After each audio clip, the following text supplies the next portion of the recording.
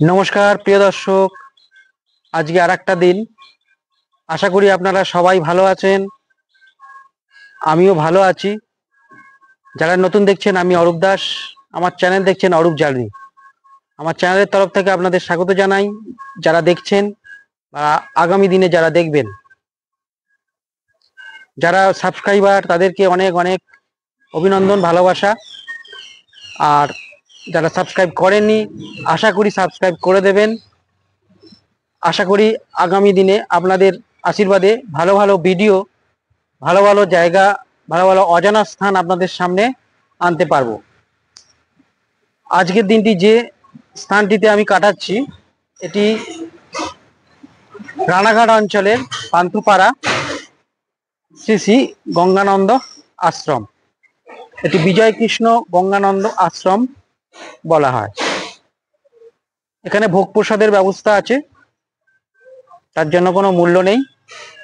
আপনারা যা দেবেন দান হিসেবে সেটাই এখানে নেওয়া হয়।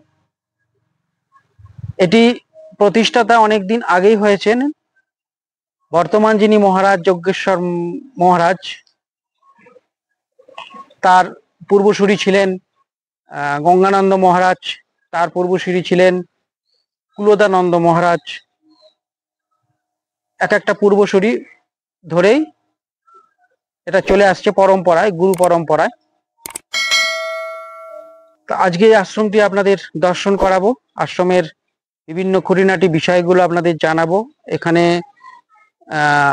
অফিস রয়েছে, অফিসে চলে আসবেন। আর এখানকার ভোগ প্রসাদের যে ব্যবস্থা, পুজো আরতি সকালবেলা একটা হয়, আবার ভোগ আরতি হবেই। ভোগ আরতি হতে হতে মোটামুটি 1টা বাজবে। তা আশ্রমটিতে আপনাদের আজকে ঘোরাবো, কিভাবে আসবেন। তা আসতে গেলে আপনাদের রানাঘাটে আসতে হবে। প্রথম কথা, রানাঘাটে এসে 4 নম্বরের দিকে যেতে হবে। 4 নম্বরের দিকে গিয়ে টোটো, ওইখানে কিন্তু টোটো আসে, অটো আসে না। টোটো ধরে আসতে হবে, বলতে হবে পান্থপাড়া গঙ্গানন্দ আশ্রম। একা আসলে 30 টাকা ভাড়া নেবে জনপ্রতি। যদি শেয়ারে আসেন তাহলে একটু কম হবে।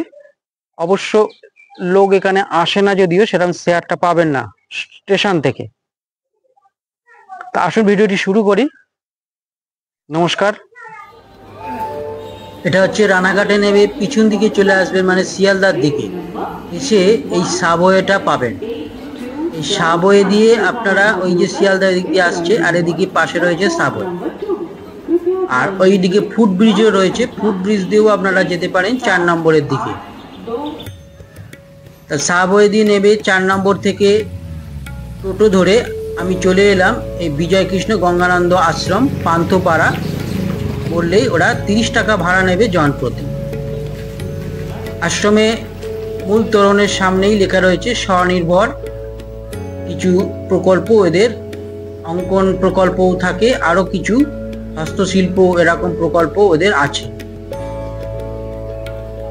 আসুন আমরা মন্দির চত্বরে প্রবেশ করি। সামনে গাছগাছালিতে ভরা একটি সুন্দর বাগান।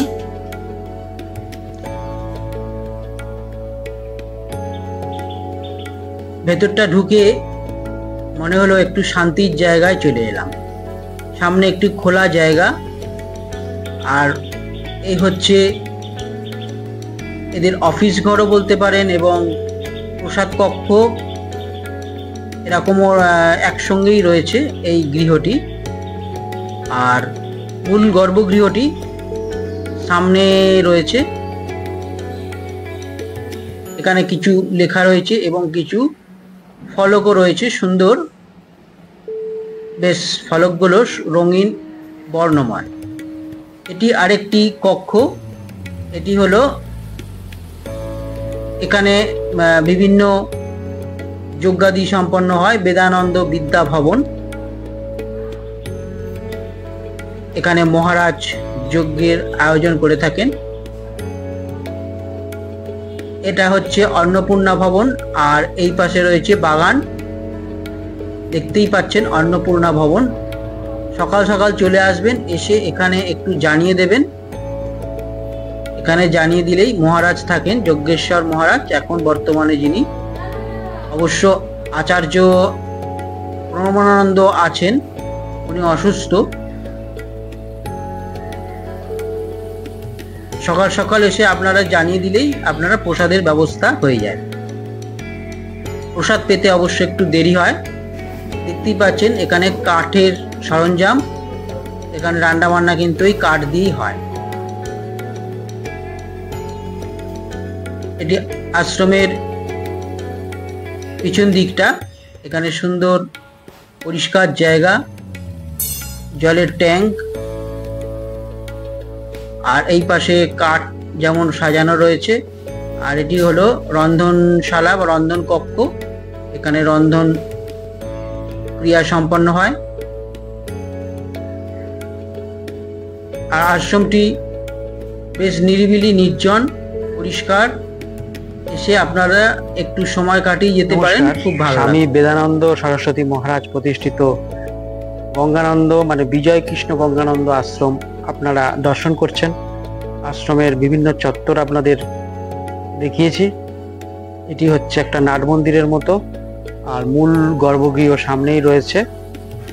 আর আজকে যেটা দেখছেন মূল গর্ভগৃহ তো রয়েছে, সমাধি মন্দির আছে একটা নিচে। আর আশ্রমটি অত্যন্ত পরিষ্কার পরিচ্ছন্ন, বাগান চত্বর রয়েছে বিভিন্ন ধরুন, এখানে ফুলের গাছ থেকে আরম্ভ করে বড় বড় গাছ রয়েছে, বৃক্ষের সমারোহ প্রচুর। ওপরে কাঠের জালের রান্না হচ্ছে, আর ওপরে রান্নাঘর আছে, ওপরটাতে রান্নাঘর। এখানে সব রান্না বান্না হয়। অতিথি নিবাস আছে, এখানে কেউ চাইলে অতিথি নিবাস আছে, থাকতে পারে। আর সামনে দেখতে পাচ্ছেন বিভিন্ন ধরনের বেশ পটচিত্র, মা দুর্গার পটচিত্র রয়েছে পিছনে। এ হচ্ছে মূল গর্ভগৃহ, যেখানে বিজয় কৃষ্ণ এবং তার মাতা রয়েছেন, এবং নিচে রয়েছেন কুলদানন্দ এবং তারপর গঙ্গানন্দ, এবং তার নিচে একটি শ্রীহরির গিরিধারীর মূর্তি রয়েছে। এক্ষুনি শুরু হবে ভোগের আয়োজন এবং ভোগ নিবেদন হবে। ভোগ নিবেদন আপনারা দেখবেন।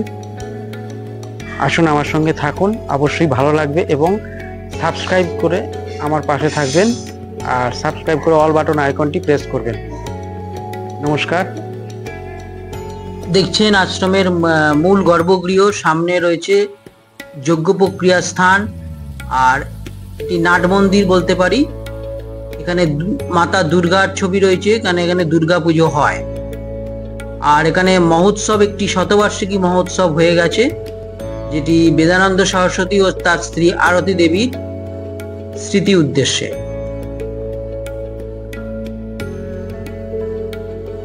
এটি হলো নাট মন্দির, এখানে বড় যজ্ঞের প্রক্রিয়া হলে এখানে সম্পন্ন হয়। আর একটু খোলামেলা শান্ত পরিবেশ, সুন্দর বর্ণময় নকশা করা আলপনা রয়েছে, দেখে মন ভরে গেল।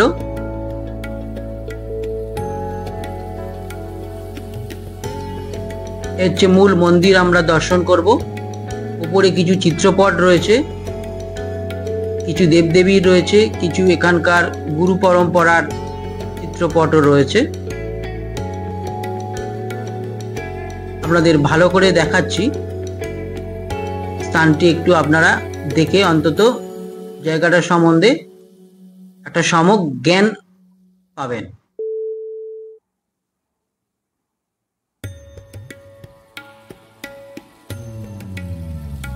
সামনে একটি নন্দী মানে বৃষের মূর্তি রয়েছে, আর কিছু চিত্রপট এখানে দেখতে পাচ্ছেন। আছে স্বামী বেদানন্দ সরস্বতী মহারাজ, মাতা আরতি দেবী, তারপর আপনার গঙ্গানন্দ রয়েছে পাশে, তারপর রয়েছে কুলদানন্দ। যে হচ্ছে বেদানন্দ ও তার স্ত্রী আরতি দেবী আর গঙ্গানন্দ। ও পাশে রয়েছে আরো কিছু গুরু পরম্পরা, বিজয় কৃষ্ণের একটি বড় চিত্র রয়েছে, চিত্রপট। এ হচ্ছে মূল গর্ভগৃহ। মূল গর্ভগৃহে উপরে রয়েছে বিজয় কৃষ্ণ গোস্বামী এবং তার স্ত্রী, তার নিচে রয়েছে কুলদানন্দ এবং তার নিচে রয়েছে গঙ্গানন্দ।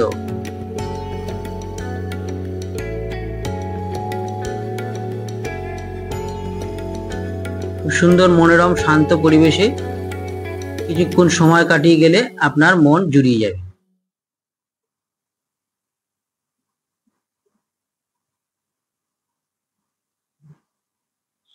দেখতেই পাচ্ছেন আমি বাগান চত্বরটা একবার ঘুরে দেখাচ্ছি। এখানে কিন্তু সুন্দর কলের ব্যবস্থা, জলের ব্যবস্থা রয়েছে।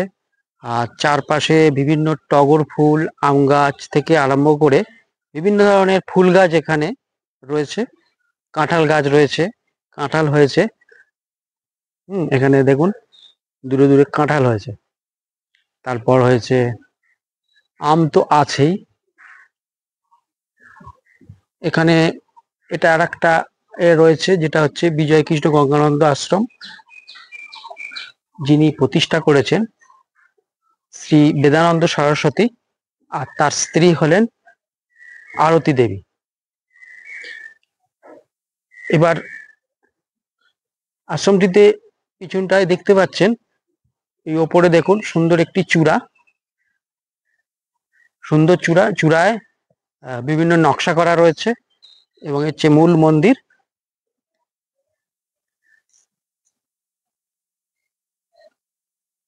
আর আপনারা আপনার সঙ্গে থাকুন, আমি ঘুরি ঘুরি দেখাচ্ছি। ছোট ছোট দেখুন এখানে বেশ সুন্দর আমও হয়েছে, ছোট ছোট গাছ, সুন্দর। নিচে আছে সমাধি মন্দির আর উপরে রয়েছে মূল মন্দির।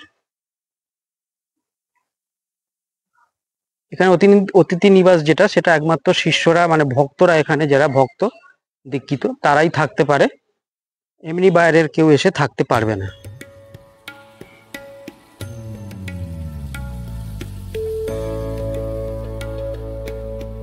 কেমন লাগছে বলবেন। রানাঘাট অঞ্চলে এটি একটি খুবই সুন্দর একটি স্থান, নির্জন, নিরিবিলি, শান্ত পরিবেশ। এটি অন্নপূর্ণা ভবনের উপরতলায় এটি একটি কক্ষ নির্মিত হয়েছে। এই কক্ষটি বিভিন্ন অনুষ্ঠানে ব্যবহার করা হয়, বড় কোনো অনুষ্ঠান হলে এটি ব্যবহার হয়। দেখতে পাচ্ছেন দেওয়ালে বিভিন্ন চিত্রপট ফলকের আকারে শোভিত রয়েছে। বিভিন্ন দেয়ালগুলিতে দেখাই যাচ্ছে সাজানো একদম ফলকগুলি। সত্যি এখানকার মানে কক্ষটির সৌন্দর্য বাড়িয়েছে। যেমন রাম মন্দিরের স্থানটি এখানে ফলকে রয়েছে। কিছু মহাভারতের চিত্রও রয়েছে, বৈষ্ণব সংকীর্তন লীলা কিছু চিত্র রয়েছে, কিছু বাণীর এখানে ছবি পাওয়া যাচ্ছে, বাণী লিখিত আকারে। সর্বোপরি স্থানটি ঘুরে আপনার কিন্তু ভালোই লাগবে, একটা দিন আপনি কাটিয়ে যেতেই পারেন। এখানে যেমন রয়েছে রাধাকৃষ্ণের সত্যি একটি সুন্দর মুহূর্ত, একটি গণেশ মূর্তি রয়েছে ফলকে এবং বিষ্ণু। বাইরের দৃশ্যটি গাছপালায় মনোরম শান্ত একটা পরিবেশ উপলব্ধি করা যাচ্ছে।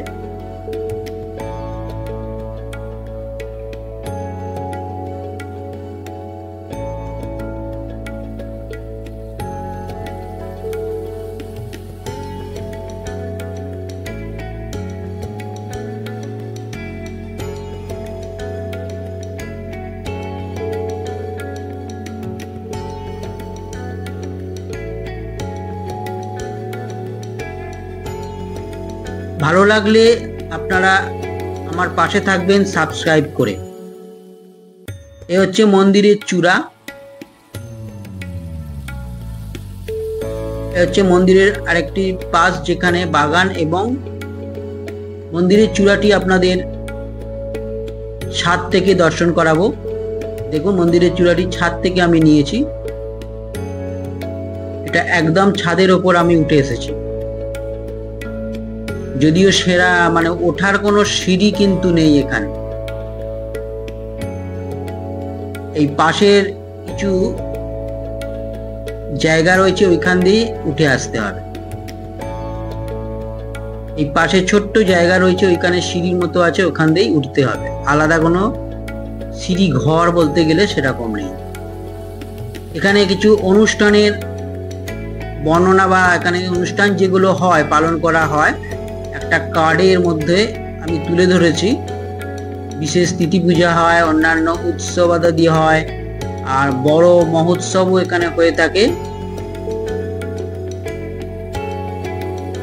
ঝুলন পূর্ণিমা, গঙ্গোর দশহরার সময় একটি ভালো 5ই জুন এবারে হবে।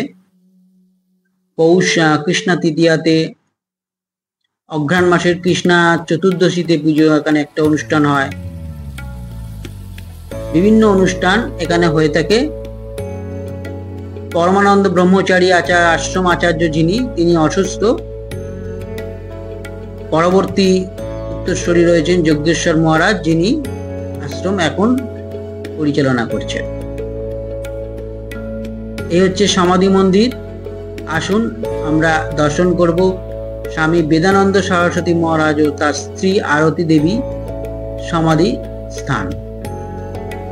একটি সুন্দর নীরব কক্ষ, শান্তভাবে বসে থাকলে আপনার মনটা ঠান্ডা হয়ে যাবে। শ্রীমৎ স্বামী বেদানন্দ সরস্বতী, যেমন আবির্ভাব ও তিরোভাব এখানে লেখা রয়েছে। ওপাশে দুটি চিত্রপট রয়েছে। দেখুন, 29শে আষাঢ় 1324 সন আবির্ভাব।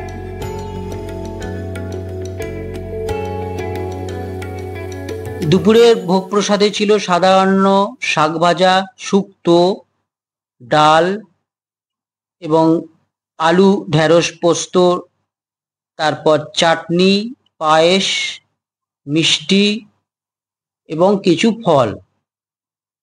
খুব সুস্বাদু ভোগ প্রসাদ খেয়ে মন ভরে গেল। আপনারা যা নিবেদন করবেন তাই মূল্যের বিনিময়ে আপনারা দুপুরের প্রসাদ পেয়ে যাবেন, বিনামূল্যেই বলা যায়। নমস্কার প্রিয় দর্শক, আজকের দিনটা গঙ্গানন্দ বিজয় কৃষ্ণ গঙ্গানন্দ আশ্রমের সময় কাটালাম। শ্রীমৎ স্বামী বেদানন্দ সরস্বতী মহারাজ প্রতিষ্ঠিত, বর্তমান মহারাজ যোগেশ্বর মহারাজ রয়েছেন। ভোগ প্রসাদ গ্রহণ করলাম। ভোগ প্রসাদের নির্দিষ্ট মূল্য নেই, যেমন দেবেন। খুব সুন্দর ভোগ প্রসাদের আয়োজন, খুবই ভালো, খুবই সুস্বাদু। অনেক রকম পথও ছিল, আপনারা দর্শন করলেন, খুবই ভালো লাগলো। আজকের মতো শেষ করছি, আবার আরেকটি পর্বে আপনাদের সঙ্গে দেখা হবে। নমস্কার।